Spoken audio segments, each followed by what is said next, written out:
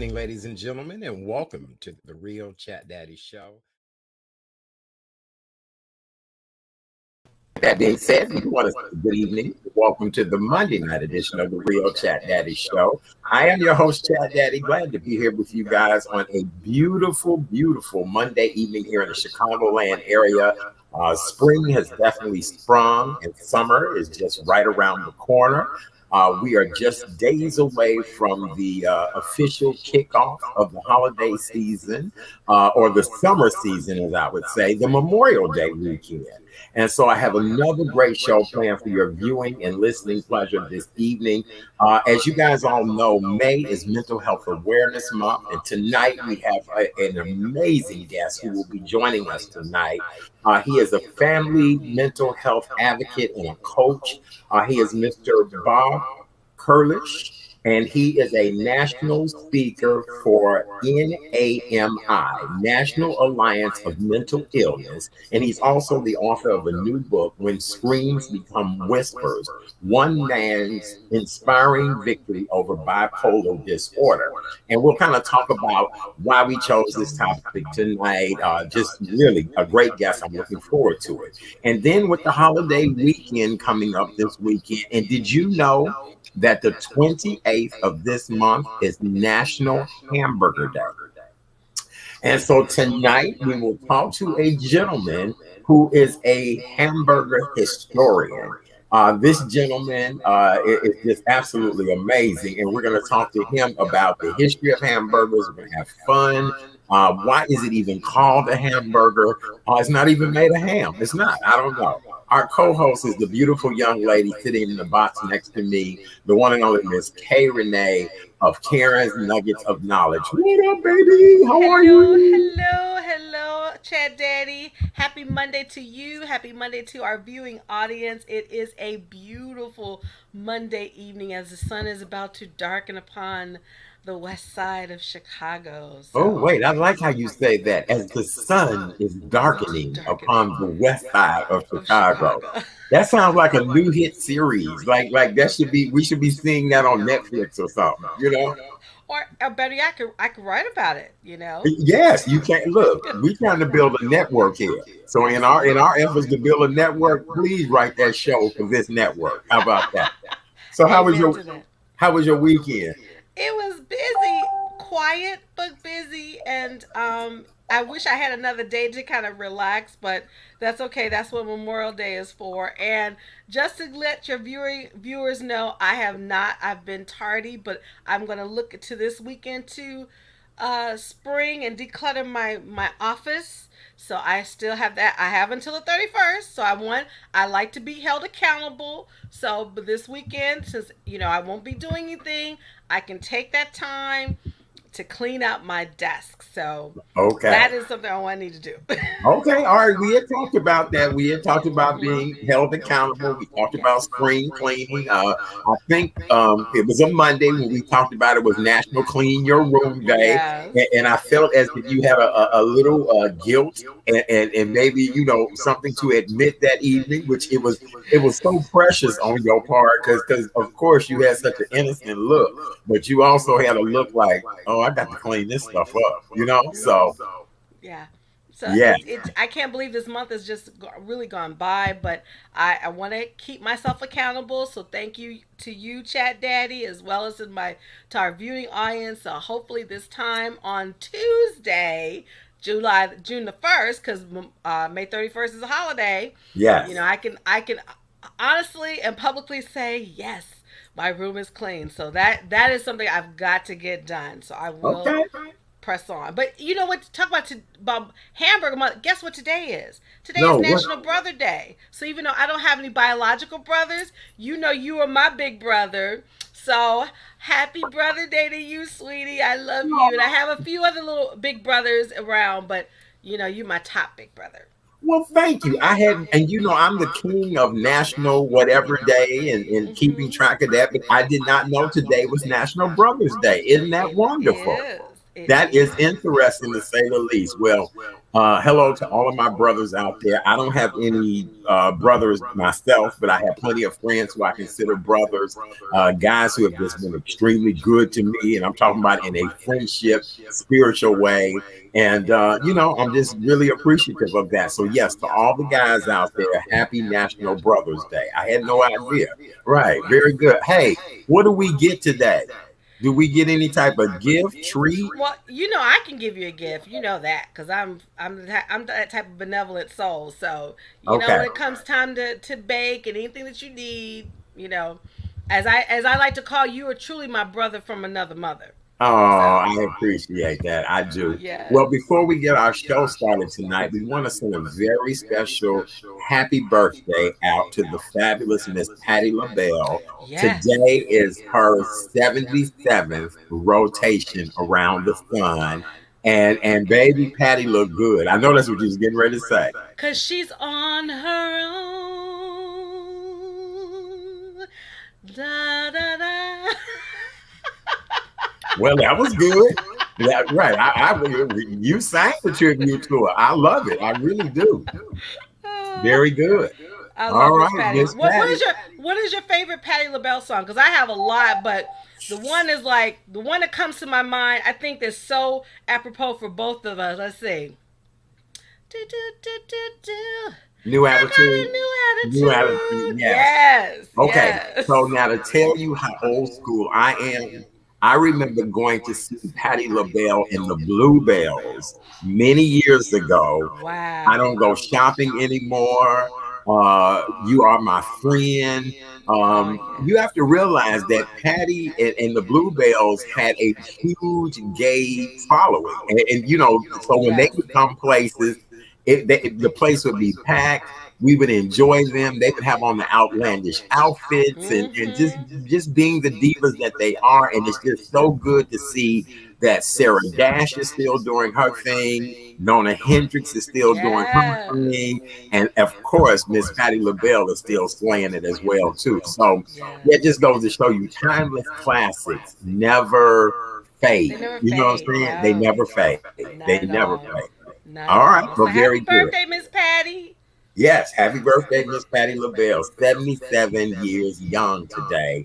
And I guess we all need to go have some patty pie, some patty cobbler or something. Well, even though I love Miss Patty, even though I know, girl. she makes a good potato pie, but I would love to challenge Miss Patty to a sweet potato pie cook off. I think we Oh, could do oh, that. I could do oh, that. okay. All right. Okay. Yeah. Amen. All right. We'll go with that. All right. Well, let's give today's top COVID-19 update number since that's what we are here for. Mhm. Illinois public health officials reported today, Monday, 933 new confirmed or probable cases of COVID-19. This brings the 7-day average to 1,318. This is the lowest average since 1,300, which was reported July 24th of last year. Officials have now said that 65% of adults have received at least one dose of the coronavirus vaccine, and 48% are fully vaccinated. President Joe Biden earlier this month set a national goal of having shots in at least 70% of all adults' arms by July 4th. So now, I don't know. We still have another month to go, but I noticed it's starting to wane of people going to get the shot.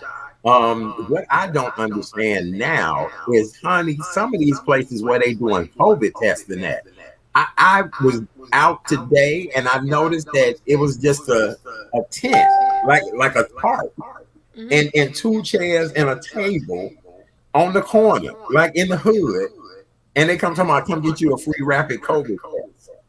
I just I don't know if I could do that. You know what I'm saying? I like sterile, clean office environment. I don't know. What do you think? It's funny as you were talking about that. I was thinking about the homeless. How are administering this vaccine to the homeless? Now, for that, I could probably understand, but like you, I can be somewhat of a germaphobe. So I want to make sure it's a sterile environment, that people having masks, gloves, everything, suits if necessary, Right. to administer the shot. They're doing crazy incentives. I'm sure we talked about this. I think I want to say Thursday, where the White House is partnering with some of these dating apps to make sure that you're vaccinated if you haven't been vaccinated. And I feel kind of cheated because when you and I first talked about getting tested, I like incentive just like the other person. And to get this, now if they had tried to incentivize like monetary, like saying, a little some coins, I'm like, Right. okay, I'll be the first one.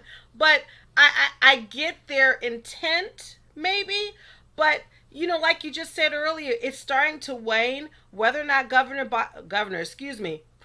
Biden will reach his 70% goal of having the whole country vaccinated, I don't know. I applaud him for his ambition, and Hmm. I'm glad that a lot of our American counterparts are getting vaccinated, but there's still a lot that are not. Right. And this is, you see it all over the news. The first playoff game in New York in Madison Square Garden was packed. I, I'm not feeling comfortable about going to a type of event, a sporting event, or a large musical event like Lollapalooza is coming up here in Chicago in July. I'm just still not comfortable. I don't know how they're going to deal with that.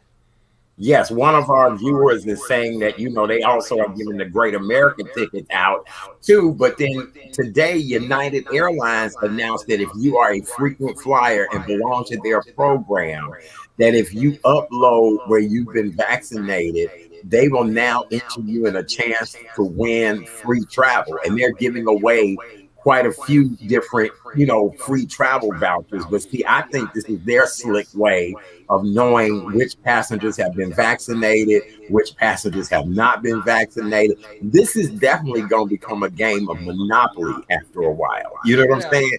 It really is, because if we're trying to achieve herd immunity, you got to do something to get, because the other day we got here a hot dog and a bottle of water, and now they're giving the vaccine at events. When I got the vaccine, you had to sit and wait for 15 minutes, Exactly. and I was exhausted after I got the shot, and had to come home and lay down, and so I'm trying to figure out who the hell gets the shot and then go enjoy a baseball game while they sitting there. Because that's not what I mean, literally, like you, when I received my first and second vaccination shot, the young lady that administered both shots to me said, this is what your side effects may be. We would encourage you to make sure you get some rest. So now, excuse me, the narrative is changing. I just, again, we will say on this show, all right, I still will be wearing my mask to June, November 2025. Baby, I what do still we will be say on this doing show? Right, this. I'll right. still be having this with me wherever I go. I still will practice physical distancing. I'm very cautious, and when I go out to meet friends, it's a very intimate setting, and I just, I'm concerned. I'm praying that we do not fall back, because I do believe if we do fall back, it's not going to be pretty. Hmm. So, Yeah. summer is hit, as you said. Spring is sprung. Oh yeah. It's getting hot out there. Well, not getting hot. It is hot out there. Yeah. And folks, I saw one of your posts where people just like they so happy to be out, but they just got to think about their attire. There's such thing as post-COVID attire, because some of us may have gained some poundage during this time. Baby, So, baby. Yes. So I went to the doctor today. And of course, the nurse, shout out to everybody at the doctor's. This was my routine doctor's visit checkup. And so when the nurse went to weigh me today, I'm taking jewelry off, I'm taking everything off. And so it really wasn't that many pounds that I had gained, no more than maybe 7 pounds that oh, I had gained. good. Yes, that was it since the last doctor's visit. But what was hilarious was she and I were both talking about how some people have just gotten so huge, and you wonder if they were huge before the pandemic and then just added more because of the stress and the worry, and so yeah. I could believe that. Or there are some who just, were maybe slender and then was on lockdown with the pandemic, and then they go back to the doctor. The doctor said, "Oh my goodness, what happened?" So Right. we're Yes. I like to believe we're not only a health and wellness show, but we're very benevolent. We're in this together, ladies and gents. We are. We are. So as we're going through the seasons, enjoy yourself when you're outside. Try to get that mobility moving, but if you still feel uncomfortable not wearing a mask, still wear the mask. Absolutely. You have to do what's comfortable for you. As I said, when I go out, I will always be masked up. Yes. Well, everybody's like, well, yeah, Daddy, you just been out, you've been this, you've been that. You guys better believe, fully vaccinated, Yes. still very much wear my mask. And here's the beautiful part about this season. I'm only attending things that are basically outdoors or that I know people are safe. I was at a wonderful event yesterday. I was definitely my own chairs, my own table. I even found my own bartender at the event. They had several bars set up. I found my own bartender. I looked at how do I get to him? How do I maneuver? And my bestie, as everybody know, the dancing queen, she, is my maneuver person at these events. Like, okay, where's the bathroom? How far? My knees are bothering me now. But other than that, living life and having fun and living to the fullest is the key to all of this. But be safe. Be safe. That's what this show is all about. Health and wellness, and be safe. Yes. All right. Well, very good, darling. Let's continue to move on with today's top news stories. Shout out to the Billboard Music Awards, which were last night. And it seems as if it was the theme of family. I want to shout out Pink. She received the Billboard Icon Award, and Drake received the Artist of the Decade Award. Both had their children as a part of it. Pink and her daughter performed a beautiful performance together that I just thought was so wonderful. And then Drake had his son Adonis with him, who, after he kind of saw the cameras and all the hoop,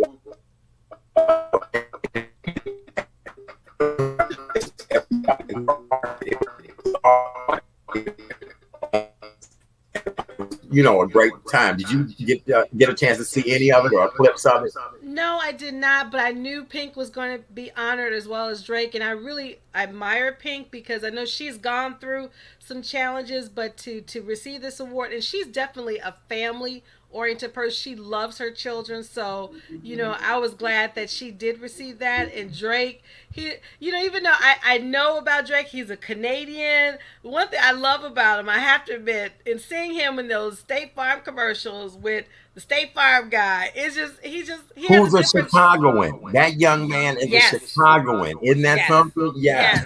It's just see that different side of Drake is cool. So I guess being indoors a lot and seeing all these award shows, I'm kind of award out. So, but I mean, congrats to all the artists who won. Pink, Drake, Billboard is a wonderful, is a type of, for musicians, that's their almost like Grammys, right. To get that type of award. So congratulations to all winners. That's right. Congratulations to everyone. All right. What do you have, my dear? What you got in news? Well, guess who just had her baby girl? Ooh. Miss Fantasia. Oh, you kidding me? Yes, her and her husband welcomed their new daughter, and it's so cool because it was like 1 minute she was pregnant because she really didn't announce it, which I applaud. Similar to Naomi Campbell, right? Right. Then all of a sudden you find out she had a baby girl. Oh. So congratulations to her. Angel was born 5/23/21. So congrats, Miss Fantasia and hubby. Yes. All right. Very good. You got anything else for us? Now I'm not an Empire person, even though I know Empire is, primarily is filmed here in Chicago. But one of the stars, Mr. Bashir Gray. Yeah. Honey, Mr. Hot Mess. That's exactly what he is. Mr. I'm too sexy for my body. It seems like he's in jail for domestic violence. And I am a survivor. And so, I don't condone that. That's something that, when women or men are who are the batterers, that y'all need some help. So, Yes. Mr. Bashir, similar to your friend, the one who was arrested, who had this arrest here in Chicago, it's hard. He's been in the news so long, it's hard to Smollett, Right. Jesse Smollett. Jesse Smollett. Yeah, Thank Jesse you. Smollett. Yeah, Jesse Smollett. So it Jussie, seems like Jussie. Mr. Gray has done something wrong, and it won't be no 50 Shades of Gray for him. It'll be maybe 50 Shades of something else. Right, right. Well, we'll see. I don't know if for a lot of these young people, if it's too much fame, too fast, too soon. I don't know. I pray for our young people that they, understand that life is precious. It's meant to be lived to the fullest. But when you start doing things like going from being on a hit show to now in jail for domestic violence, where did this train start going off the track? Is my question, Kay Renee. And I sympathize with you being, a victim of domestic violence, and my heart goes out to you and anybody who's been in that situation. Well, let me just tell you, it didn't start when he started in Empire. I guarantee you that. Unfortunately, if you've been in that scenario, if you've been a batterer or you've been the abuser, it starts at a very young age. More than likely, the abuser was once abused, and they couldn't get out of that cycle. It happened to my ex-husband. Unfortunately, he was the abuser, but he was abused in all facets. So,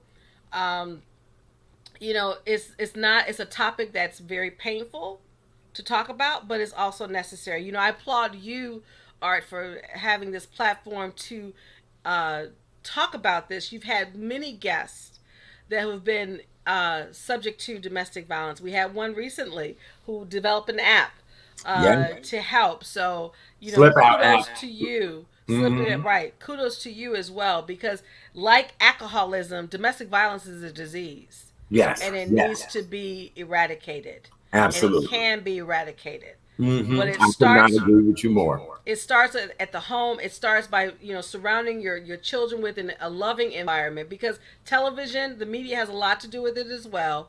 But as it's my firm belief, Art, that most abusers, unfortunately, are abused initially. And that's the sad part. Yes, absolutely. Well, we do want to send a shout out to Father Michael Flager, Yes. Esteemed and much loved pastor of St. Sabina Church, located on the south side of Chicago, located in the Auburn Gresham area. Pastor Michael Flager has been with St. Sabina for years and years.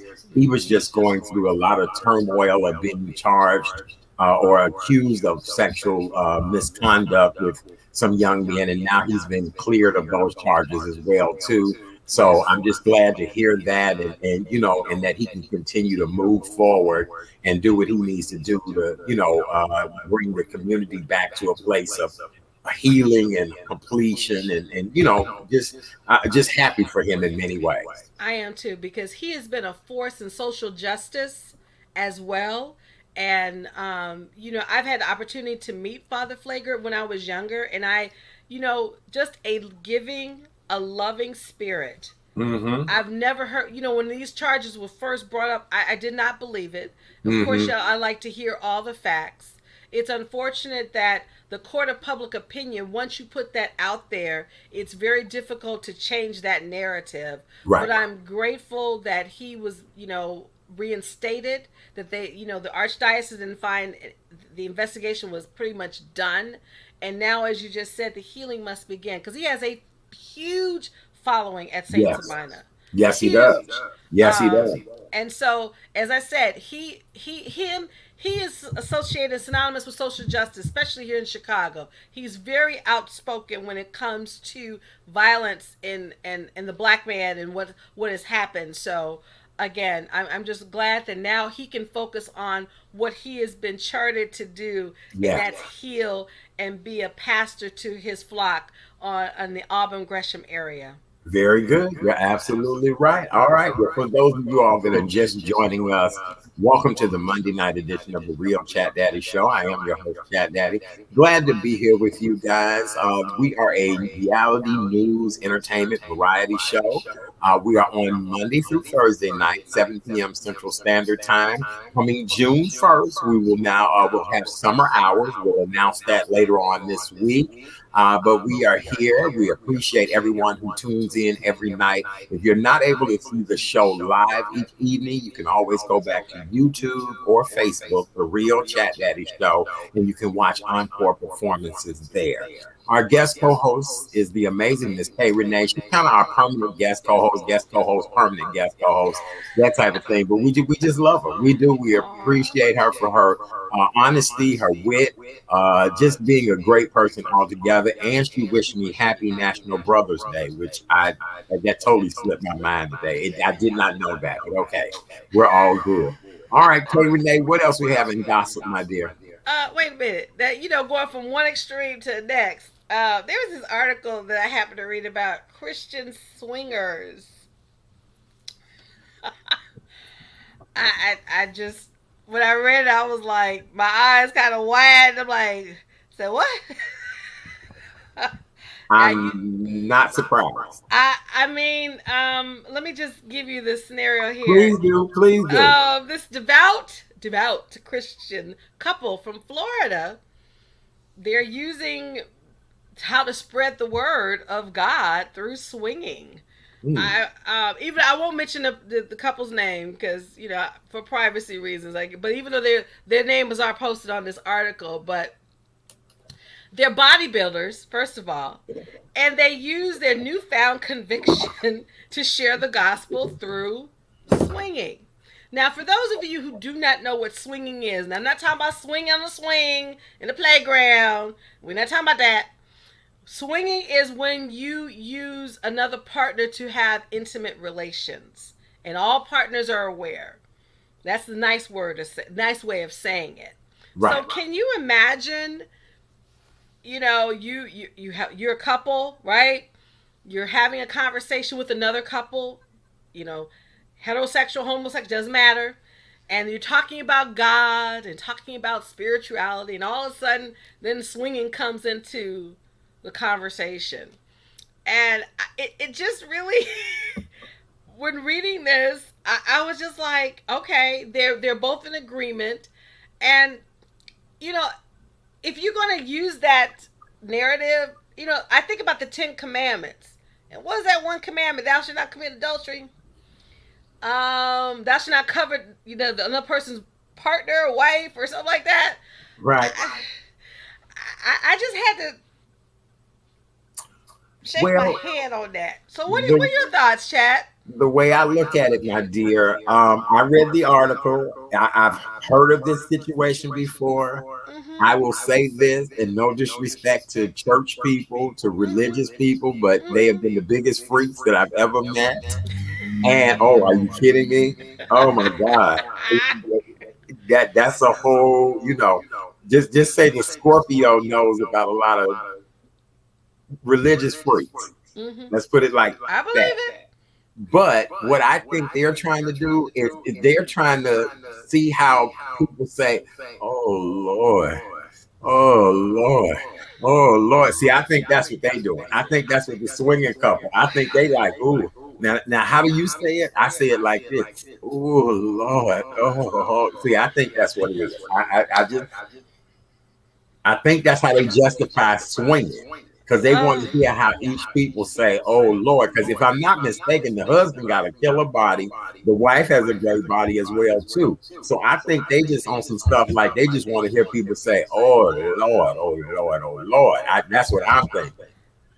Look at what our girl Kim said. Kim said, "Tell the truth and shame the devil." It's the truth, baby. I know some freaks, and they honey.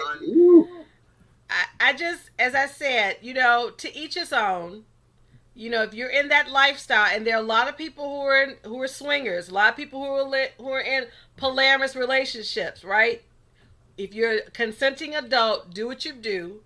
But when you put the Lord in there, I don't know. I have some issues with that. mean, I get it. I do. I understand because really, we're not supposed to play with the Lord like that, and it's supposed to be His word and how we live and stand on that. But I'm telling you, I know people that'll preach one thing and will Oh, I do do another. too. I do too.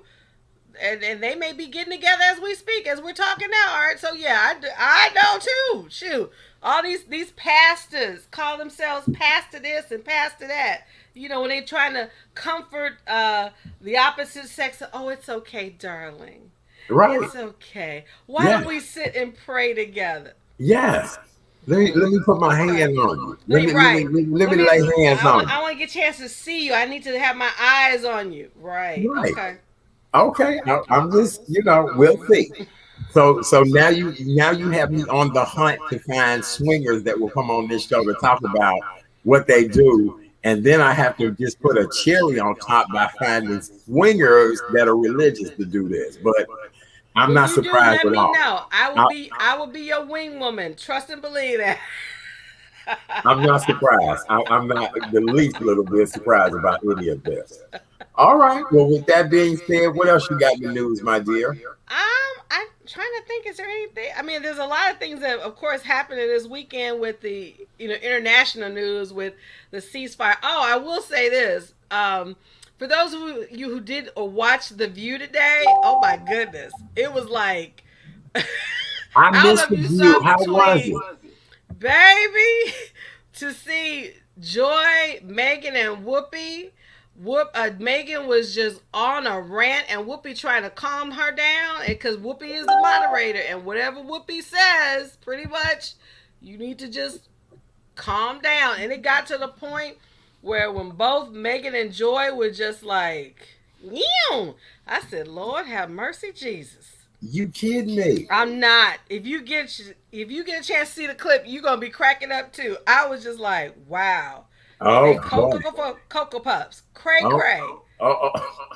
cray cray. I And can't you know wait. what? I understand why Joy snapped, because Megan had said something that she's like, yeah, you've been here for 25 years, and Joy was like, you got doggone right, I've been here for 20. I mean, it was getting to that point. And Right. I said that had they been in the sandbox, somebody would have been down bleeding. That's all I got to say. Wow, that is interesting. That is. Well, I saw several people say on social media that I had a busy day today, and quite a few people was like, "Did you see the view? Did you?" A lot of people are saying that they feel as if maybe the view's time has come and gone.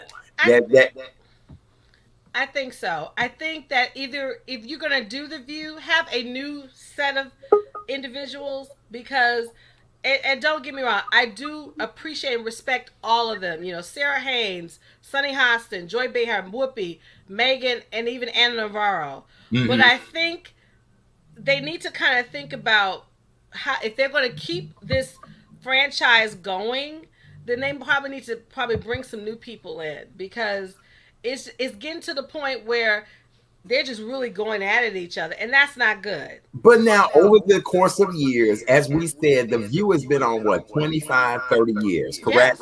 Yes. So they've tried to bring new women in, but it's always those dominant catfight type of women. And no disrespect to the ladies, any of that, because I'm a fan of the view. I love Whoopi, all of them. But I just look at the that's what keeps that show going. A bunch of ladies clawing and scratching and fighting, because guess what? They were trending on social media today talking about, did you see what happened? Did you hear what happened? I mean, so that it's their mantra, and it's what they do. They bring them young ones in, they get tired after a while. Because see, keep in mind, the young ones think like, look, I'm gonna put my middle finger up and walk off this set. I know this is a great chat, but I'm not gonna sit here and babble with these old hens. And I think that's what the problem is. Well, but I also think that if you're going to talk about a topic, really be knowledgeable. That was one thing Sonny had pointed out. We're talking about the Middle East crisis. And Right. that's one thing Sonny had said. We need to bring people on here that if we're going to talk about this issue, we need to have folks on here that really know this issue. And Yes. I got the impression that even though Megan was trying to make a point, she was being a little bit disrespectful. Well, Megan the Scorpio, but that She's a doesn't. Scorpio like me, but she's But a serious Scorpio. She must be an October Scorpio. I guarantee you, Megan is an October Scorpio. It's a difference between October and November Scorpios. That's all I'm gonna say. And Whoopi is Scorpio too. but See, she's Whoopi, November. No, Whoopi in November Scorpio. So Whoopi is my there's side of the that's Scorpio. right. Right. I get. She Look, we're gonna November look up Scorpio. Megan's birthday. I guarantee you, Megan is an October Scorpio. So, but that's All right. all I'm saying. It wasn't a good look. You know, I Right. just feel it wasn't a good look. But it was funny though. But it wasn't a good look. Okay. All right. Very good. Well, thank you. I appreciate you. For those of you all that are just joining us, welcome to the Monday night edition of the Real Chat Daddy Show. I am your host, Chat Daddy. So glad to be here with you guys on this beautiful last Monday of May 2021. No, it's another Monday. Next week. Yeah, it is. So this is the second. You know what? I get so thrown off on That's these all right. I got you, boo. I got yeah, you. you know what I'm saying? Yeah, I was at church yesterday, and I'm like, was this the fourth Sunday or the fifth Sunday? And We you have know, one I was more. gonna ask you about that because you know we both attend the same church. How I was know. it being back at CUT? We'll talk about all that. We have our guests waiting. Hold on. All Okay. right. So as you guys remind me that at the top of the hour. So, see, Megan is October 23rd. What did I tell you guys? She's an early Scorpio. Yes, so I knew that. All right, so listen. May is Mental Health Awareness Month, and you know this entire month we've had nothing but just amazing guests to talk to us about how to best save your mental health, how to best express yourself when you're going through different things. And our guest tonight is no exception to the rule. Kay Renee, you and I always say, something seems a little off with someone, or they don't seem to be themselves. Could something be wrong? And now this pandemic has brought out more feelings and behaviors. I've learned a lot about people from just social media posts. So to help us tonight to navigate our way through this is a gentleman who we are honored to have him here tonight. Let me find his intro so I can make sure I introduce him properly. He is Mr. Bob Krulish. He is a national speaker for the National Alliance of Mental Illness, and he is also the author of a new book, When Screams Become Whispers, One Man's Inspiring Victory Over Bipolar Disease. Tonight, we're going to talk to him about his wonderful life, how he's been dealing with things, and of course, his great book. Ladies and gentlemen, welcome to the show. First time guest, the one and only Mr. Bob Krulish. Yay! Good evening. Thank you. Wow, how nice. It's Hi, a Mr. pleasure. Bob. How you doing tonight? Hello, Renee. I'm doing great. How are you? We are well. We are so glad to have you here tonight, Bob. I was just reading about your background and just all of the work that you have done. And really, Bob, you know, we often hear this a lot of times, to look at someone, you would never know what they've gone through. So if you could, please introduce yourself to our audience, give us a little bit of your background, and then we want to get into the meat of this matter, because we really appreciate someone like you sharing this with us this evening. Well, you're very welcome, and thank you for having me. You know, it all started for me with mental illness when I was about 16 years old. My dad just up and left. And I mean left. He didn't call. He didn't leave a note. He didn't ever come back and visit. We just left. And it was years later, like decades later, that I realized that he probably suffered from bipolar disorder as well. But that triggered my bipolar. And I started to be symptomatic and do all kinds of weird things and say strange things when I was 16. And that went on for many years. Actually, it wasn't until I was 51 that I got diagnosed. Wow. So I went 35 years being undiagnosed and untreated bipolar. And that was a roller coaster. That I ruined my life many, many times over. until finally I ruined a 25-year marriage. I lost custody of my 4 children. I lost really visitation to them to a large degree. They became supervised visits. I was really wealthy. I signed all my wealth away to my ex-wife. In my mania, I was extremely manic, and I'm talking about a lot of wealth. And I all of a sudden I found myself within a few months of signing away all my wealth, sleeping on the floor of an abandoned cabin in the woods, and living that way for a couple of years, and not being able to work, and really just church helping me or society helping me, and I lost everything. And it wasn't until then that I got diagnosed and got treated, and that was 11 years ago, to the point now where I do very, very well, and I'm very healthy now, but it took a lot of work to get here. Wow, Bob, we applaud you from the bottom of our heart. You know, this entire show is about health and wellness. This show was created during the pandemic to be able to keep people engaged, to help people to know that they're not alone. And so to talk to someone like you this evening is just really beautiful to us. And Kay Renee, I'm sure you feel the same way too. What he just shared with us, I know we have a million questions at this point. What do you feel, Kay Renee? First off, Bob, I applaud you for your bravery, your courage, um, and I just, it's funny. Art knows what he's doing when he talked about this topic, because my ex-husband is bipolar.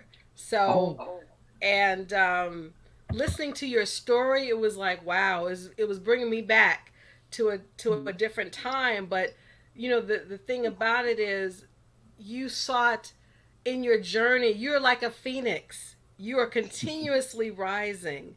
And so I just give you just so much love and so much courage to stand up and rise up, because now bipolar, being manic and having schizophrenia, it's not the stigma anymore.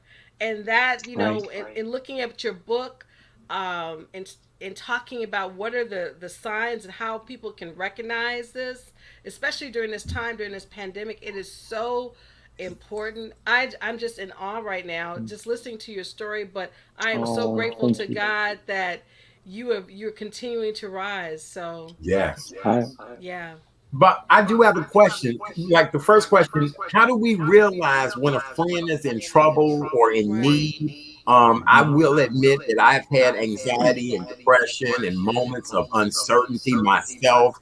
And I often wonder why nobody ever intervened, why nobody ever stepped in. Do we live in such a harsh world that people just don't give a damn about how you feel? So can you help us to understand, what are some of the signs that we may need to be looking for? Sure. Yeah. And there's different illnesses that have different signs. So depression, one big tell about depression is when a person's lost pleasure in things they used to find pleasurable. So if they love to play golf like me, and all of a sudden I don't want to play golf anymore, that's a warning sign that depression's on its way.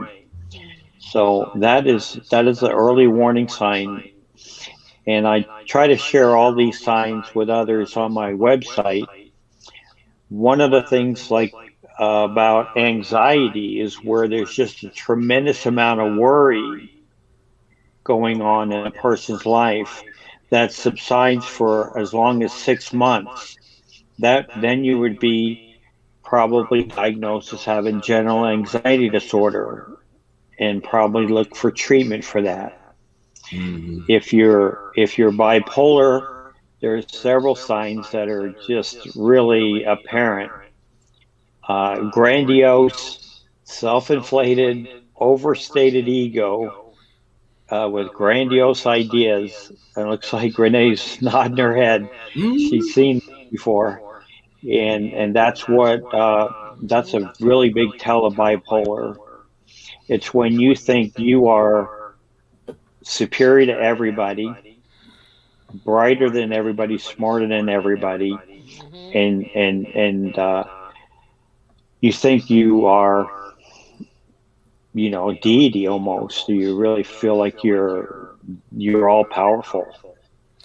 Well, now, Bob, I do have to ask you this. We live in a world now where, people are more famous on TikTok. We live in a world now where we don't body shame. We don't, shame people. And so everybody to me seems to have this grandiose personality for likes and for people to follow them and watch them. And I tell people I would rather do a quality show, and if only 10 people watched a quality show, at least it was a quality show. So how do we keep our young people? Because really, to me, it sounds like a lot of people have bipolar disorder, especially with all this social media stuff. Yeah, and that's one of a big sign of bipolar. But the thing to keep in mind is that you need to have about 4 other symptoms out of about 7 or 8 different symptoms. And you have to have had them for at least a week where they're present all the time. So, for example, if you add impulsivity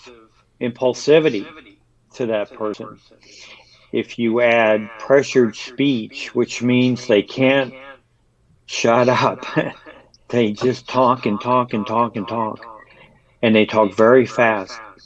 And then another big tell is when they have flight of ideas. They have like 100 ideas per paragraph, and they're all over the place, and they got all these goals. Every goal they have is grandiose, gigantic, and those 4 or 5 things, you'd have to have all of those to really be diagnosed with mania, which goes along with the depression to get you diagnosed with bipolar disorder. One of our viewers said, can you suffer with anxiety if you have not been diagnosed? Can you help us with that, or do you know? Anxiety would be where there would just be this, I have it, just look at my notes for a second, just be really keyed up all the time. You'd have this excessive amount of worry daily on things that are really not that worrisome, but they completely consume you.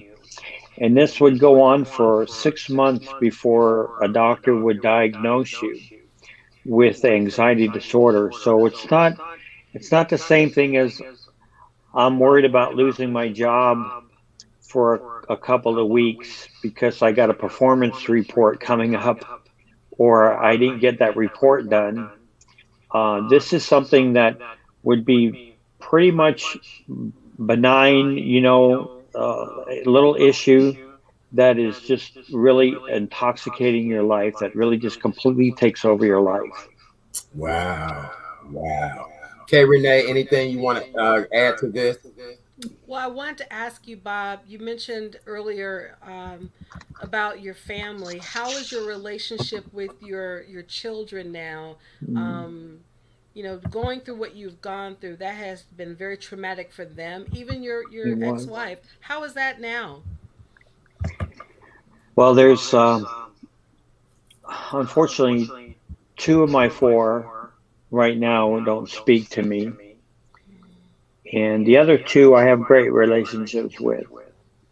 But the other 2 really had a hard time with my bipolar, especially my biggest break that I had before I got diagnosed. And it's misunderstood by them, I think. And my ex-wife, I don't know that she really understands it.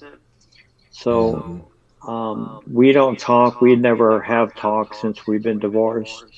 It was really awful on them, and I don't judge them for it. I completely understand, given that my dad was bipolar and he did the wildest, craziest things that really caused a lot of harm to my family. Wow. Bob, something that I've noticed here in my notes is said that you have had more than 60 medication changes and more than 700 hours of therapy in the past 12 years. And you know, being very honest here, the medication a lot of times is the biggest issue. The dizziness, the sleeping, the you know, change in thing. How does one ever get used to or know that they've gotten to the right medicine? That's what I feel is the biggest problem, because I think a lot of people want to get help and feel better, but I think the damn medicine might be the biggest factor of why people are so afraid. It's the biggest, factor in getting better for most people. And it also is the thing that runs most people away is the meds, is the side effects from the meds. And so the thing I did was I have about 66 or 67 med changes now. And I'm always trying to find the least amount that does the most. So what we'll do is we'll start off with 40 milligrams of something, and then we'll try to whittle it down to 30, 20, 10, see how the behavior is, how my mood is. Like right now, I just got done going from 20 milligrams of an antipsychotic down to 5. And so there have also been times when I was on too little and I needed a lot more. But now in the last 4 or 5 years, it's been really reducing, getting rid of the side effects, and still having a very positive impact on my mood. Wow, very good. Do you have any hobbies or anything? We know you've written this amazing book, but what do you do? And this is kind of one of Kay Renee's questions. What do you do to center Bob? What does Bob do to make Bob feel good? Because Bob, you've been through a lot. I feel like you're family to us now. Like you know what I'm saying? I feel that way too. So yeah, what do you do to make Bob feel good? Well, I have to manage my illness, and I really can't allow for a lot of stress in my life. Stress is the biggest trigger of all of these mental illnesses. So I really have to really pace myself. I have to watch out for the stress and get quite a bit of sleep. That's another trigger. And then I tried mindfulness, but my mind just goes like crazy. It just goes like 1,000 miles an hour, even with medication. So believe it or not, I find mindfulness in golf. I look at that ball and it's just looking at me like going, you have no idea what you're doing, buddy. And you better be focused. So for whatever time period I'm hitting golf balls, I have my mind focused on that stupid little ball, and it really clears my mind, and it gives my mind a chance to relax for that period of time. And I recommend that people find something like that to think about. I agree. I think I finally found something that would make me happy and give me a new direction as well too. And I'm thankful that I've discovered this. And this is something that recently happened, like within the last 6 months. And I think I'm happy about that. We'll have to share that later. Yes. Kay Renee, another question for Bob before we have to let him go tonight. Who is your support system, Bob? I mean, you mentioned about your family, and now that you are on the other side, right? Who supports you? I mean, I'm so glad that you find joy in looking at those little golf balls to be focused. But who is your support system so you can continuously be the best Bob Krulish this universe has ever seen? Oh, well, thank you. Well, for me, there's a lot of good people. My girlfriend, my family members that I'm still in touch with. But for me, too, I'm a spiritual person. So I really connect with a higher power. And I find that I can find peace and happiness there, quite a bit. But I do have some great people. And if I ever get symptomatic, I just put out a text to a bunch of people that would be right there to support me, to walk me through it. Mm-hmm. So it's good to have a team. Yes. You have your tribe. That's a good tribe. I got my tribe, and it's a really good tribe. Yes. That is beautiful. So, Bob, before we run, tell us all about your book. What was the journey? I mean, because really, brother, you are laying your life out for other people to really read. And to me, that looked like it felt as if you were reopening up wounds, but yet you're trying to heal things. So what was the book writing experience about? And then tell us how we can get your book as well, too. Yeah, the book writing experience was really a big challenge for me. I actually had a writer help me write it, a gifted writer who also herself has bipolar. Wow. So she understood this from the inside out. And it was, we spent about 60 hours of recorded interviews. And it was like a mega therapy session. It was just because you're reliving all this. You're just going through this over and over again. But it became very therapeutic at the end. And it's great to have the book. It chronicles that whole 35 years of being undiagnosed and untreated. And then at the end, it comes back to where I do get diagnosed and I'm healthy again. So I love the fact that the book brings a lot of hope to people. It's called When Screams Becomes Whispers. Thank you. Wow. Yeah. Bob, what's next for you, my friend? Well, I think I have a coaching practice that I'm trying to coach more and more people. I'm looking forward to being able to do more and more, and I'm scaling that quite a bit. I hope to be able to share my message with as many people as I can get to listen to it. I really, what sticks for me is really just minimizing the most I can the suffering that's caused by mental illness. How can I minimize that? And the best way is to really help people with their symptoms. Stigma is important, but until we get the symptoms under control, and the behavior under control, the lives are always going to be challenged, unless the symptoms are under control. So bringing that to the forefront and how to do that is all what's next for me. Yes. Wow. Very good. Well, Bob, where all can we find your book? I have your website here up on the screen as well, too. How can we get this book? Well, you can go to Amazon.com or BarnesandNoble.com, or it should be in a lot of bookstores after June 8th. You can pre-order it now, and that would be great. Yeah. Very good. Well, ladies and gentlemen, please make sure you grab his book, When Screams Become Whispers, One Man's Inspiring Victory Over Bipolar Disorder. Bob, I'm going to let Kay Renee give her closing thoughts to you, but you now have 2 new relatives in Chicago. If you never had Southside relatives from Chicago, you have 2 now, because we appreciate you. We really do. Kay Renee, what do you want to say to Bob before we have to run? Bob, thank you so much again for your authenticity. You've helped me understand a little bit more about being bipolar, for your honesty, for your candor.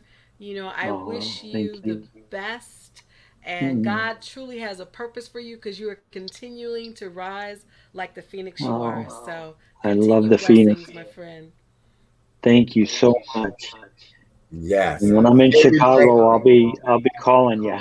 You better. Oh, please do, Bob. Please do. Look, Bob, we love to show you our city. We would love to meet you and just to know, where are you located, Bob? I'm in Seattle.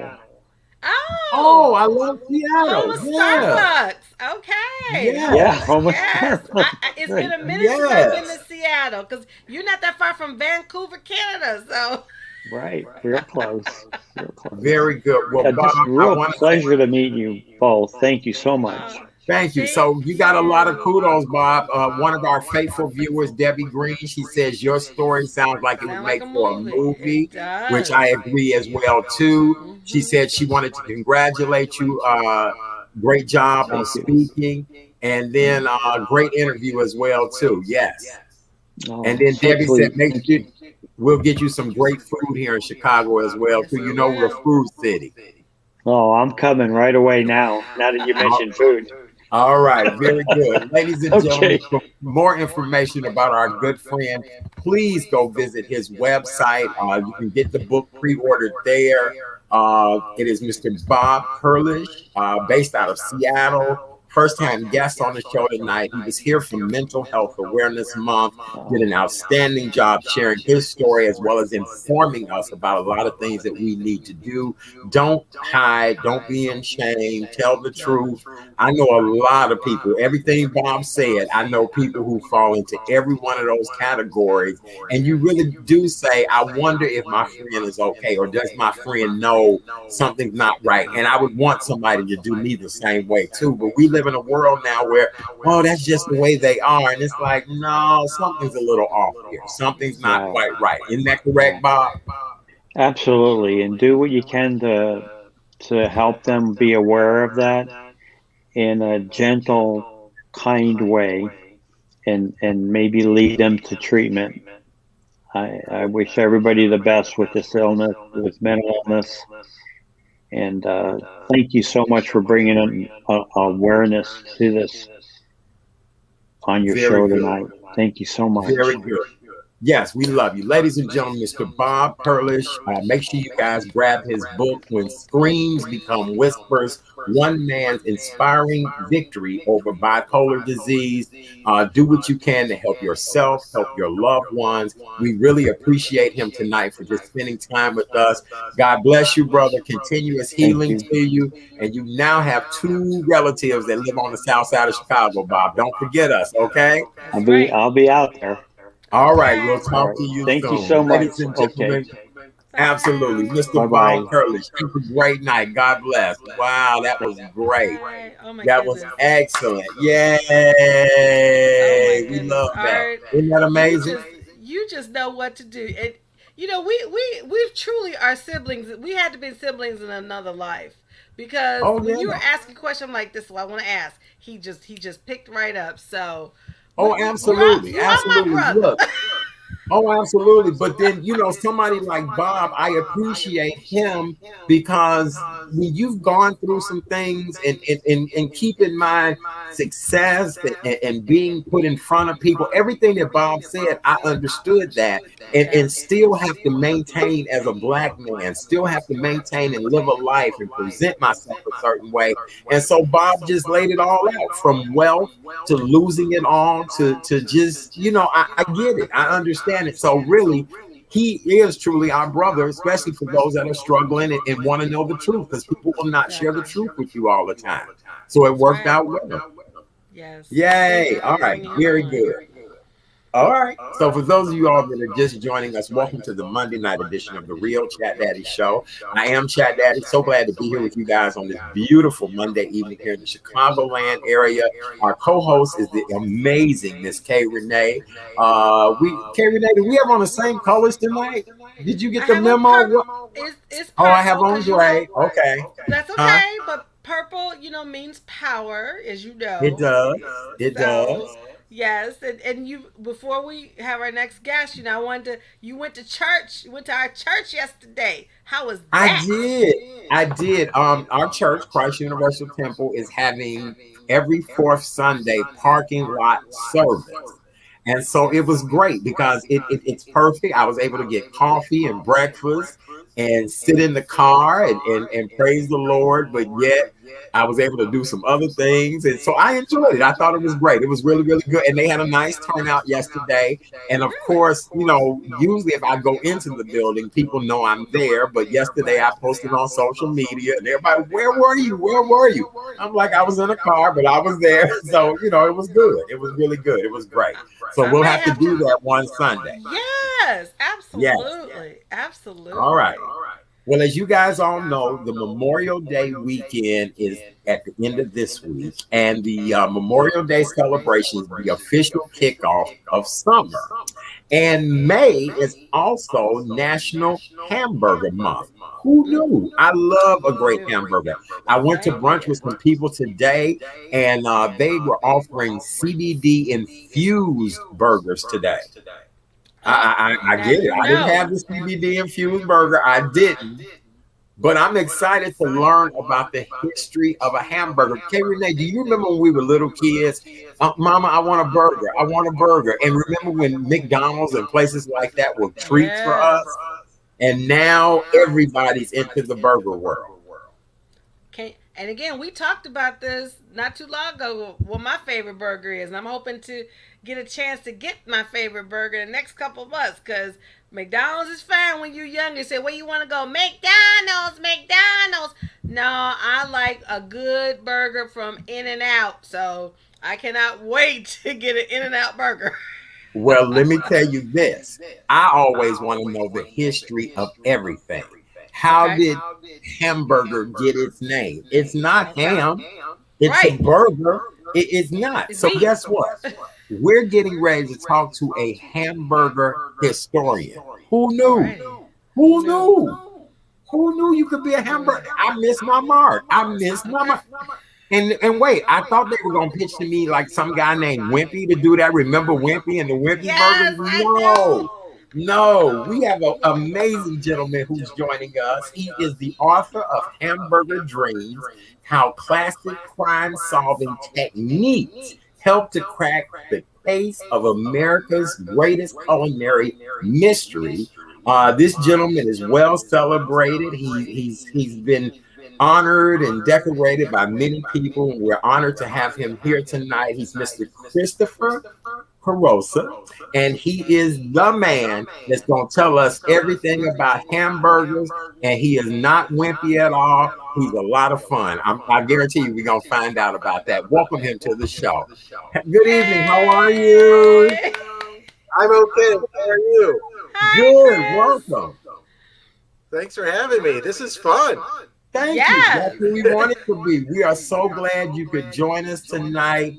What a pleasure. Look, somebody just put in the comments, only Chat Daddy could find the hamburger historian. Only right. Y'all got to give it to me on this show, baby. A little internet from the south side of Chicago finds a hamburger historian. So now, Chris, do us a favor. Give us your background. Tell us who you are. How did you even get to this level? And then we want to learn as much as we can about a hamburger. Go right ahead. Well, you might not believe it, but I'm actually a trained astrophysicist.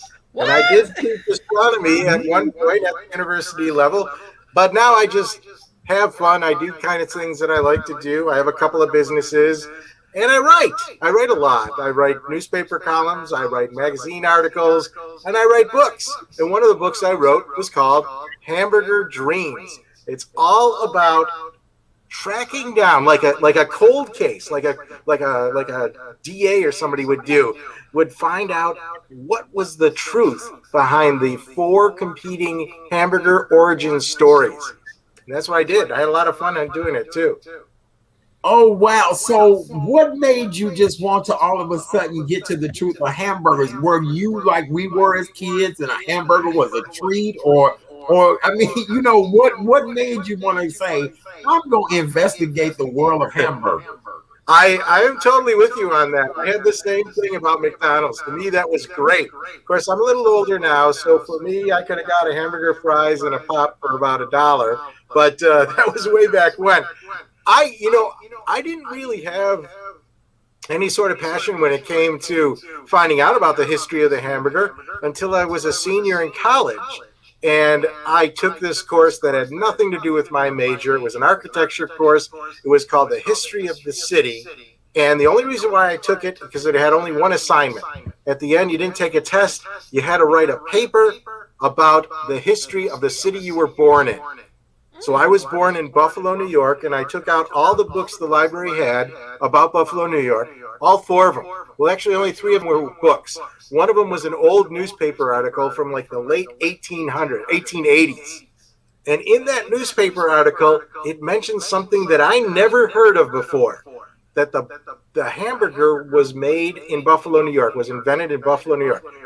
I didn't know that, and I grew up there. So that was a long, long time ago. And fast forward ahead, I write a book called 50 Hidden Gems of Greater Western New York. I write a chapter about this book, this story in that book. And then I went on the tour and talked about the book. And it turned out that chapter was one of the most popular chapters of the book. So what I did is I said, oh, you know, what if I write a whole book about it? But I don't just write it like a historian would write it. I write it the way like a Hollywood writer would write a mystery. You know, Humphrey Bogart, whoever the mystery people are, they're not in there. Actually, I went farther back. I went to Sherlock Holmes. Started with Sherlock Holmes and ended up with CSI. And that's where I think I found the answer to where the first hamburger was sold. So when did we fall in love with hamburgers, and when was the first hamburger sold? Like, you know, we have White Castle here in the Midwest, and White Castle just celebrated 100 years of doing burgers, but I'm sure you probably gonna tell us like back in 1908, you know, I mean, and so give us that part. So, you know. So White Castle started in the early 1920s. 1933 is when Wimpy said, I'd gladly pay you a hamburger, or pay you Tuesday for a hamburger today. So by that time, it was really popular. It hit the popular culture. It was already a delicious fast food well before White Castle started. In fact, it was before 1908. It was by the early 1900s. It was actually probably around 1900, I think it was, in Princeton, Indiana, if I remember correctly. There was a newspaper article where all the restaurateurs of the city were complaining to the city council. They wanted them to make a law against selling hamburgers in these fast food carts. So it was eating into their business, no pun intended. But so that's how popular hamburgers were by then. There's a, you know, one of the stories was that hamburgers started at the 1904 World's Fair in St. Louis.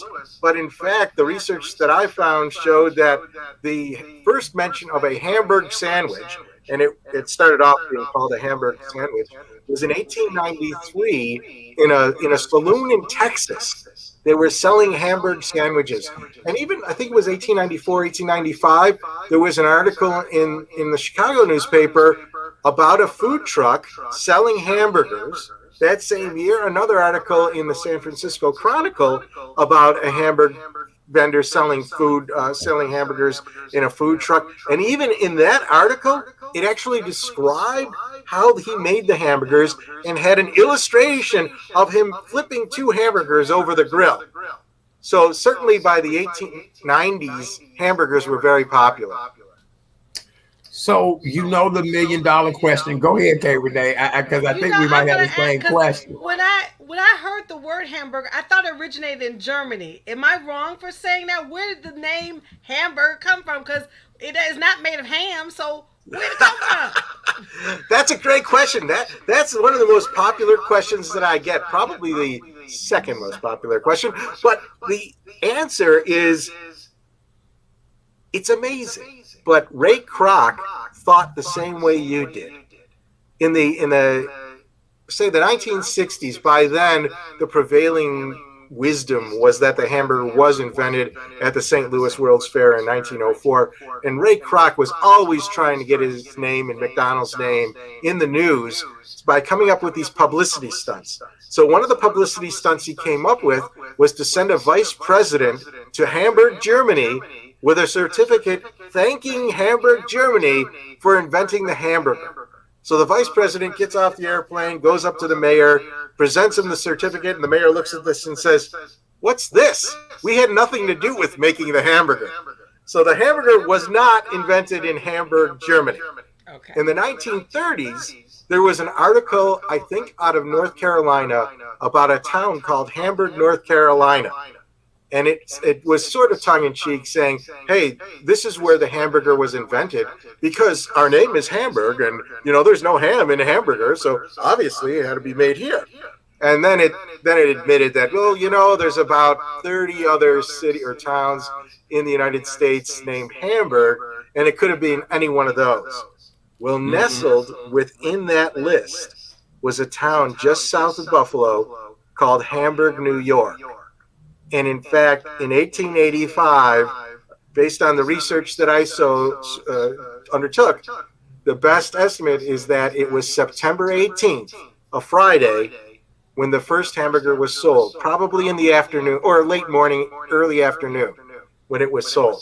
And it's based on the story, which is corroborated by the contemporary newspapers that came out back then.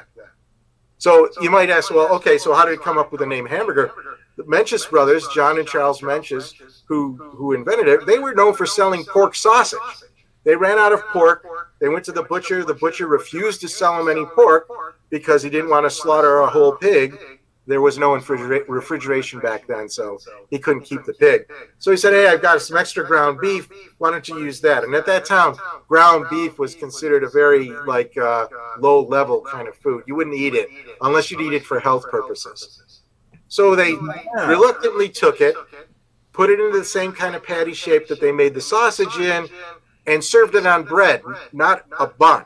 Actually, a wedge bread. Like you have a loaf of bread, cut a wedge out of it, so it's like that. Put the hamburger in there. It was a hit, and people loved it. They sold out of these They sold out of these sandwiches. They didn't have a name yet, and one of the people came up to them and said, "Hey, this is great. What do you call it?" They didn't have a name for it. They were just trying to sell it. Well, he's looking around, and the Erie County Fair, which is where this occurred, was also called, and to this day is also called, the Hamburg Fair. So there was a banner there saying, welcome to the Hamburg Fair or something like that. And he says, well, it's called a Hamburg sandwich. And in fact, that's what it was known as for the first 20 or 30 years. I don't know where the ER came from, how they got from Hamburg to hamburger. But I did research, and I found that in that same fair, there's an article that describes how somebody really liked the cheese. They bought some cheese right next to the grandstand, and the person asked the cheese vendor, what do you call it? And the cheese vendor said it called Hamburg cheese. So this was a naming convention that was very popular around then, and that really explains how you got the name hamburger or hamburger. How many hamburgers are consumed in a year in the United States? Oh man, that number changes every time. A lot, a whole lot. You know what else I'll tell you is a lot? How many different varieties of hamburgers are served every year or every day for that matter? I mean, even the Mencius brothers restaurant. Now, the family rediscovered the recipe, I should say, in the 1990s, and they opened up a restaurant. And in their restaurant in Akron, Ohio, they sell 50 different versions of the hamburger, including the original recipe. Wow. Yeah, you're right. Because if you think about it, I mean, now you can get hamburgers. Are you a true connoisseur? Do you like the gourmet burgers? Are you a traditionalist when it comes to how do you like your hamburger? Like, how would the Hispanic see? I love the new, with the cheese in it and the onions and the, like today with that CBD. I didn't have that burger, but are you a traditionalist or do you like the new style? So I don't like cheese on my hamburger. That makes me kind of different. But when I make my hamburgers, and by the way, I'm not the cooking expert in my family. My mother's the one with a home economics degree, so you can ask her about recipes. But I know how I cook my hamburgers, and you can tell by my last name. I cook it with Italian spices, with some garlic, onions, even a little bit of mint and some other spices in there. And it tastes really good, and I like it juicy too, medium rare. So it's a traditional kind of hamburger. I serve it on a bun with an onion slab on it, whatever, and then ketchup, tomato, that sort of thing. So that's how I like hamburgers, but everybody's different. Everybody likes hamburgers in a different way. By the way, everybody else in my family has it with cheese. So they agree with you, Chat Daddy. That's how they have it. Yes, yes, very good. Okay, Renee, I'm hungry now. See, Well, Chris, I'm like you, Chris. I don't like cheese on my burger. I like ketchup, mustard, lettuce, tomato, and just no mayonnaise, none of that. Just have it medium well, nice roast toasted bun, all those good spices that you indicated. Just give that to me in a big, I'm good. Yeah. I have to admit, I was interviewed by Wisconsin last week, and I had to apologize when I said I didn't put cheese into my hamburger. Right. You offended the entire state of Wisconsin, Chris. Oh my God. Right. Oh my God. So, in you coming up with this book, how long did it take you? What were some of the things that really were eye-opening to you? Just a couple of snippets of what was eye-opening to you in this entire investigation of what you were doing. Well, like I said, the investigation started maybe 30 years before I wrote the book. But the really intense part was about the 2 years before, it took me about 2 years to do all the research I needed to do to come up with a book. There's about 300 footnotes in the book. I mean, it's written in a fun way where it's great to read. I go down a lot of different rabbit holes, talk about how they came up with food trucks. I explain how they came up with food trucks going all the way back to the Civil War when there was a surplus of these war wagons. The kind of wagons that you see in those Old West movies. Well, they went from the Civil War to the Old West, and then they weren't needed by the Old West anymore, so they were brought back to the Midwest, and they were used on these cattle drives, for chuck wagons. That's where you got the food involved. And then some farmers used them to put out in the fields when they harvested the fields, so that the farm hands could eat lunch without having to walk all the way back to the house to do that. And then eventually they became these food trucks that people used within cities to sell food without having to buy a restaurant or anything like that. So there's all these neat little rabbit holes that I went down. The other thing I do, and I probably don't have time to explain, but I explained exactly how come people thought that the hamburger was invented at the 1904 World's Fair. And I'll give you a hint. It has something to do with Chicago. Oh, interesting. I know we were famous for the stockyards here in Chicago. I'm trying to think what else could make it so. Okay, you got to tell us a little bit. What is it? All right, it was after World War II. In fact, it was the 45th anniversary of the St. Louis World's Fair, and a Chicago hamburger franchisor. He had about 15 different hamburger restaurants throughout Chicago, had a publicity event, and it was picked up by the Chicago Tribune, and then they spread it out through their wire services. And in that article, that's where the first time, at least that I could find, it was the first mention of St. Louis being the origin, the St. Louis World's Fair being the origin of the first hamburger. Interesting enough, that was later picked up by the Dallas Morning News through the former owner of the Dallas Cowboys, Clint Murchison, who falsely remembered that it was the New York Tribune that he read this in, not the Chicago Tribune, or not the Chicago Tribune wire service. So that was picked up by Dallas, and there was a war kind of between Texas and Connecticut at the time as to where the hamburger was first invented, whether it was invented through the Texas angle. The person from Texas went to the World's Fair in 1904, and that's where supposedly he invented the first hamburger. So that's the Texas story. The Connecticut story comes out of New Haven, Connecticut. Louis Lasson, in Louis' Lunch, who was originally a lunch wagon, reportedly invented the hamburger around 1900. So you had 1900 versus 1904. They got all the news in the New York Times and all these big places, and it turned out that neither of them are true. Wow! Oh my God! This is interesting. Now, look, Chris. Now you got. I have a list of things I want you to research. Now, see, I should have never met you. Should have never met you. Now I want to know where in the hell did the chicken tender come from. Now I want to. I can answer where the chicken wing came from, but I'm thinking, okay, how is it that hamburger and fries come together? See, that's what I was thinking. I was okay, now we know about hamburgers. Now, why is it that hamburger and fries is such a great duo, right? So part of the Texas hamburger story was that they invented. So this is in Athens, Texas, where they invented the first hamburger. That's how the story goes. There was a companion story, also not true, that they invented French fries in Paris, Texas, and that's how they came together. But that's not true. I mean, that's just a fun story to tell. Wow. Kay Renee, in closing, what do you want to say to Kristen? I feel like I've been to the museum this evening. I really do. Am I that old? No. It's just been good. No, Chris, we like you. You need to be on the History Channel, the food that built America. I mean, when I think of you, I'm like, this is where he needs to be right there telling the story. Okay. So you're fun, Chris. You can be in charge of telling them that. So okay, I am. All right, yeah. We're gonna send this clip to them. See that? That's how we do that. Out there. Yeah, that's right. We help out. Look, we have another relative we are supporting. Okay. All right, yeah. Chris, where are you based out of?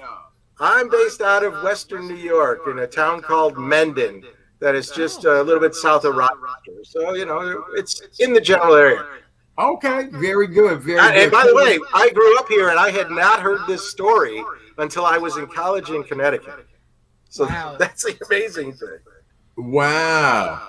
Okay, Renee, what do you want to say to Chris in closing tonight? Chris, thank you, because I had no idea. I'm thinking hamburger was discovered in Germany, right? So now you've clarified that. And just, now I'm even more salivating because then I want a good hamburger. So thank you so much for the history lesson. Continue success in your book. And where can people find you? That's what I'm going to put up there. Yeah. Any bookstore, or if you really want to get it fast, I just came out with the ebook this month, so you could go to Amazon. If you have a special kind of thing, you might even be able to get it for free. Otherwise, it's 99 cents, less than what I bought my original hamburger, fries, and popcorn in the 1960s.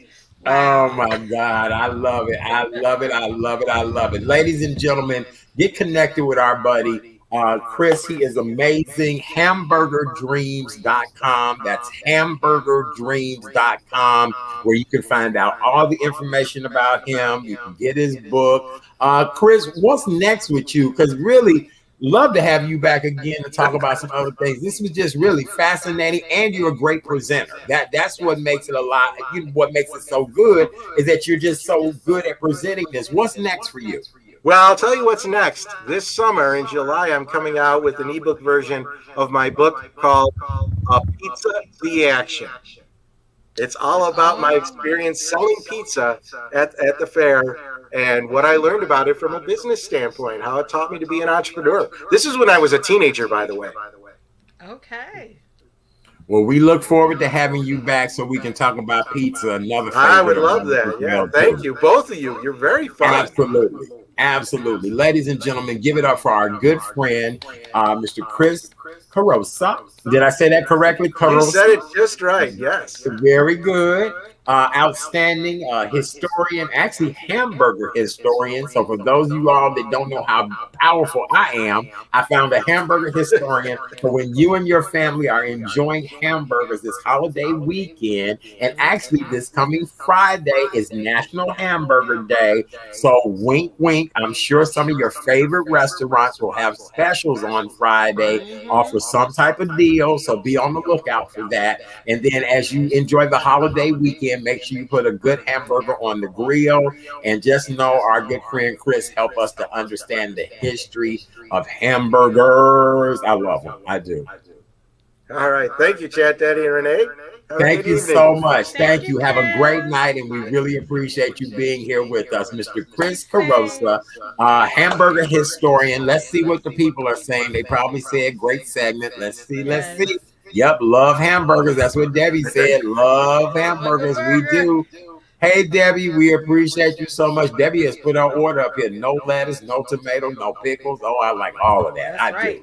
I really do. All right. So hamburgerdreams.com is how you can find out more information about our amazing friend. Chris, thank you so much. God bless and have a great night. We'll see you when that pizza book come out, okay? All right. Thanks. Yeah. All right. Have a great Bye, evening. Chris. Thank you again. All right. That was amazing. goodness. Wasn't that good? Isn't he amazing? I was back in school for a second. I know he's a great teacher. He really was. And look, and the beautiful piece is he's exciting. So I mean, you know, it made it good because some people can bore you to death, but he did not. He was fun. Here's even the more fact. He's an astrophysics. I know. And talking about the history of hamburgers. Come on now. Yeah, but see again, that goes to show you people have their two sides. You see what I'm saying? He has that beautiful, brilliant side of that part, but then he also I love it. I do. I just think that's wonderful. And what a great guest to even follow after our first guest this evening, you know, because we talk about how do you find pleasure? How do you find your calling? How do you find things that make you happy? And that's why I felt during his presentation, he was very happy about explaining to us about hamburgers. How about that? Yes. All right. Very good. Well, that's how it all works. Okay. So, boy, what a show we've had tonight. How was your show Friday night? K&K, Candid Conversations. How did that go? It went very well. Damian Trent, who is a gun owner, he is a teacher, and also he does seasonings. Art, can you imagine that? He really talked about, yes. But one thing I really learned from that interview, he really has respect for firearms, and he really talked about how to use it responsibly. So again, kudos to Mr. Damian Trent of Houston, Texas, really showing us, yes, firearms are needed, but if you have to be responsible, and I just have the utmost respect for Damien. So again, thanks to him, and thanks to my podcasting sister, Miss Kim Coleman, for bringing him on Candid Conversations. Yeah. We had a good talk. Very good. All right. Well, with that being said, boy, we've talked about so much stuff tonight. Anything else we need to cover, my darling? Well, you know, I want to give my nuggets, and this nugget actually is it's a motivational nugget, and it's actually a wise nugget. I want to, if you don't mind me reading it. Oh, absolutely. Here, I'm going to give you your full screen. Go right ahead with that nugget, darling. All right, there Take we go. Your time. No. Here's my motivational nugget, because this is Motivational Monday. 8 pieces of wisdom that can change your life. Number 1. Words are powerful, so use them wisely. Number 2, people come and go, but the right ones stay. Number 3, you are doing enough even if it doesn't feel like it. Number 4, failure is when you don't try. Number 5, random acts of kindness makes everyone feel better. Number 6, live for today, not for tomorrow. Number 7, never look back. There is nothing there for you. And the last one, overthinking kills happiness. God, how appropriate. Everything you just said is so appropriate for everything we were talking about this evening. Mental health, the future, the world we live in, all of that. Absolutely. Well, yeah, you did a great job. For more information about Kay Renee and her wonderful Karen's Nuggets of Knowledge, you can always go to karensnuggetsofknowledge.com. Right there is the website. Please check her out. Support. Do what you can. Coming up on the Tuesday night edition of the Real Chat Daddy Show. Tomorrow night, Kay Renee, you will be off, my dear, because we're having men's night tomorrow night. Oh, yeah. We're commemorating the 1-year anniversary of the death of George Floyd. Yes. And so tomorrow evening, I'm going to have a conversation with Black men about George Floyd, how life has panned out since that with George Floyd. And then we're also going to meet a gentlemen who have created an ad agency, Black men who have created an ad agency, marketing and all of that. So that's tomorrow evening on the show. So tomorrow night is Brothers Gonna Work It Out, conversation with Black men about what's going on in this world. And I'm sure you'll be tuned in, watching and supporting us as you always do. But tomorrow night's going to be really good. I think Kevin Ross is in the co-host seat, and I have a couple of other people going to hang out with us tomorrow night as well, too. Yes, that's a conversation that needs to be discussed, because who would have thought, all right, 1 year ago, we had witnessed a heinous act that happened in Minneapolis 1 year ago tomorrow.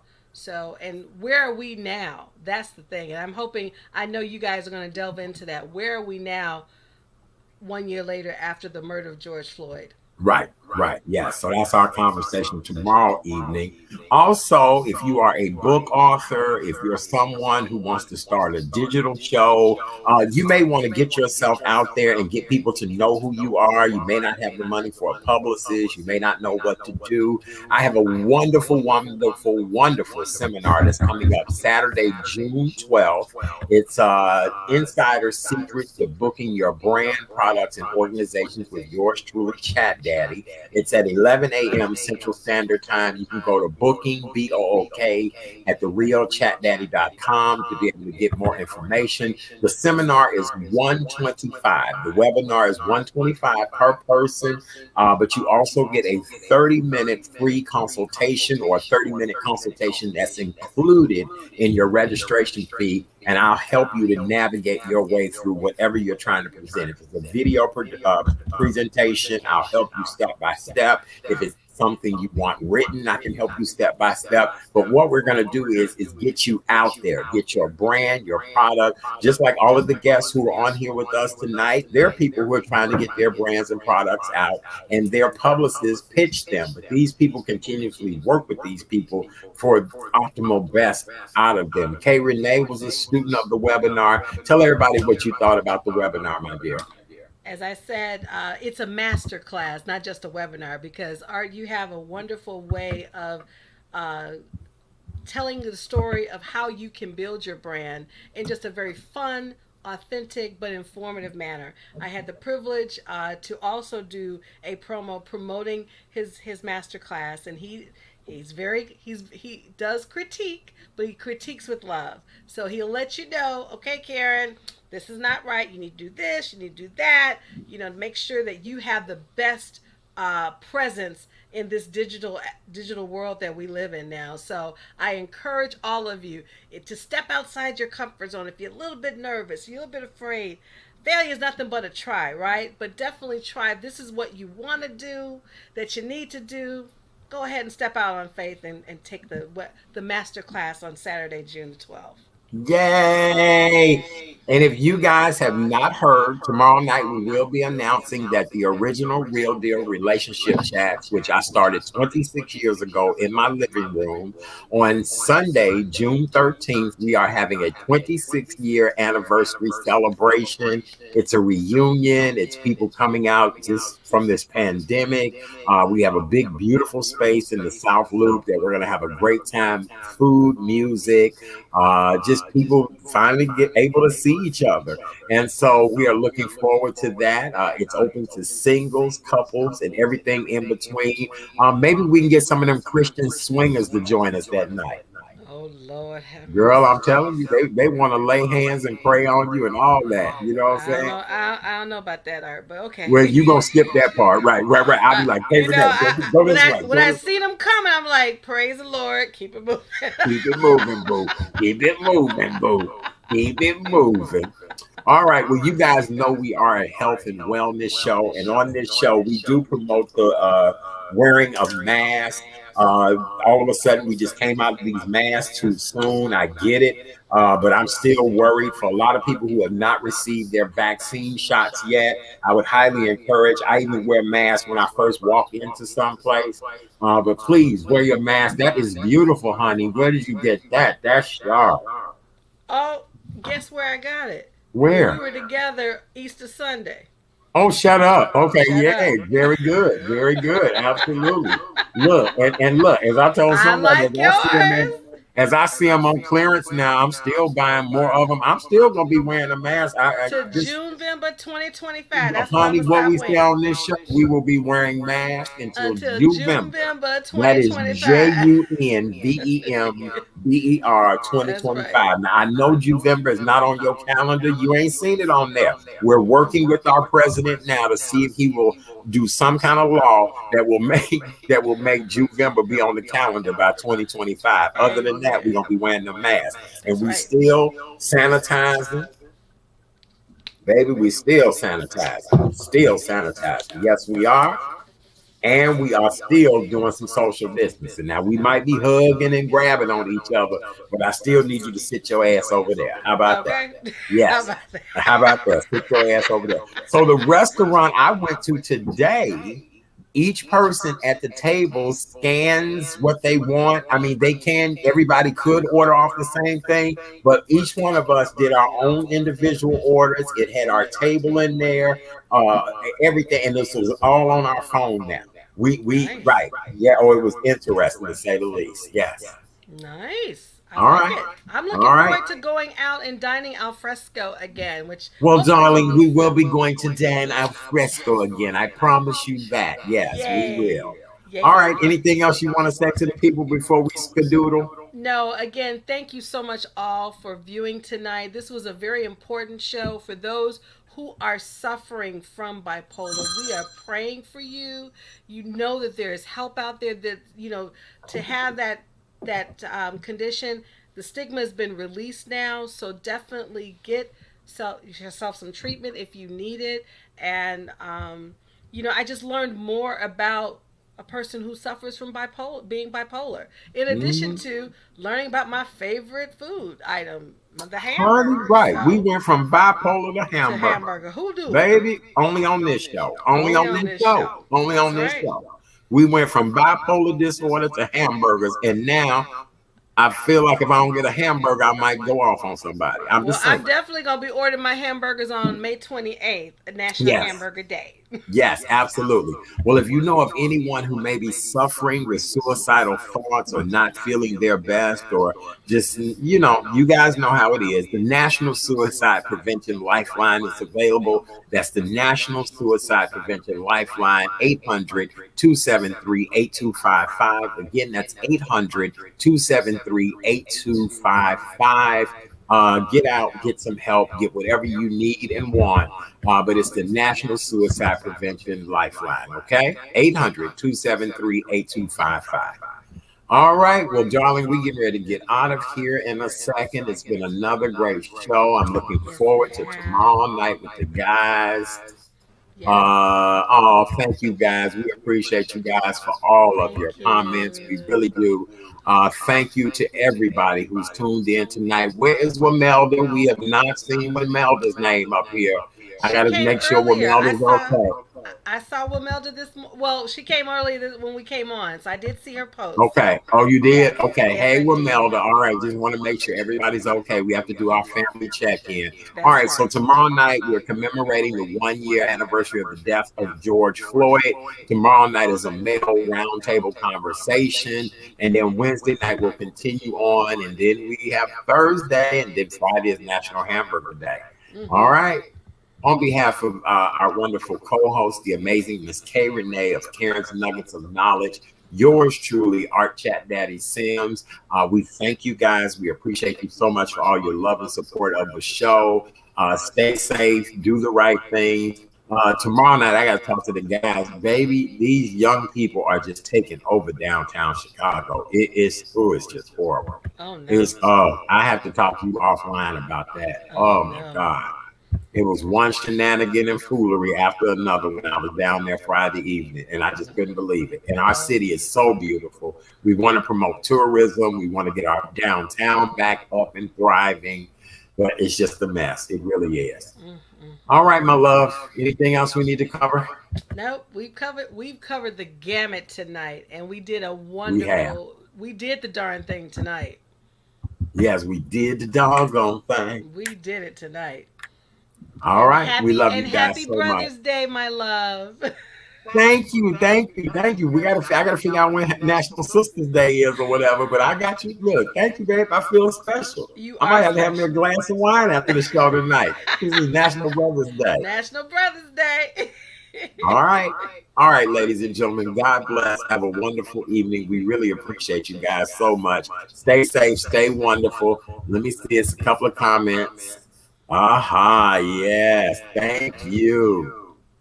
We appreciate you guys. Yeah, we do. We thank you guys so much. Do us a favor, go over to YouTube and subscribe to the Real Chat Daddy Show. Facebook, the Real Chat Daddy Show as well too.